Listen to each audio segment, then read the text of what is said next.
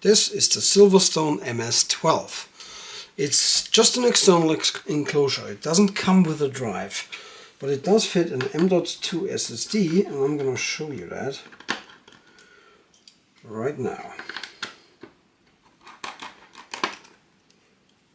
So it's USB 3.2, obviously with a USB-C port. And usually I just plug this into my hub. You can see here the drive. It's a Western Digital 1 terabyte drive, and you can see here the USB-C port. And it's really simple. It's basically the same install like in any computer. So let's close it up again.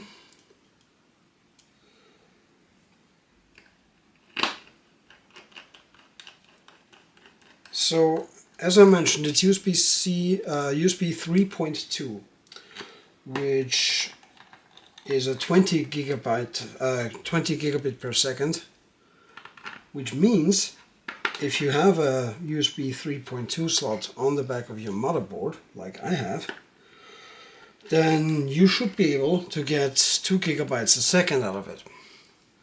And I just ran a speeds test, and here are the results. Read sequential is 2131.6 megabytes per second, and write is 1.9 gigabytes per second, so it's really fast. I usually just use it on my USB hub, which gets me about 500 megabytes a second, which is plenty fast enough. But if you want to get the most out of it, plug it into a USB 3.2 port if you have one. The enclosure itself cost me 63 euros, and then of course you have to factor in a drive. Depending on how large that drive is, you can go cheaper or more expensive. I paid, I think, around 120 euro for that drive, so all in all it's 180 for the package that I have here, roughly. Considering it's a 1 terabyte drive, and I want this to be my USB stick replacement basically.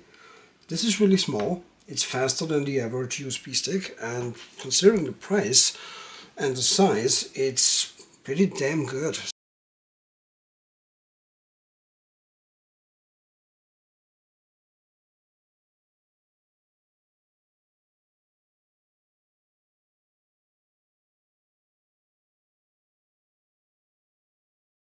So good job, Silverstone. I actually have 2 of those by now, because I've had them for a while.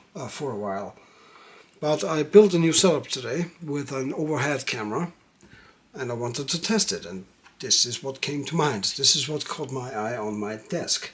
So yeah, if you need an external M.2 enclosure, I can really recommend this one. It comes with a cable, short cable, but you can use other cables. Just make sure that the cable isn't like a USB 2 cable, which has happened to me. So I used the cable it came with, and I definitely got the 2 gigabytes per second that I'm supposed to get from USB 3.2.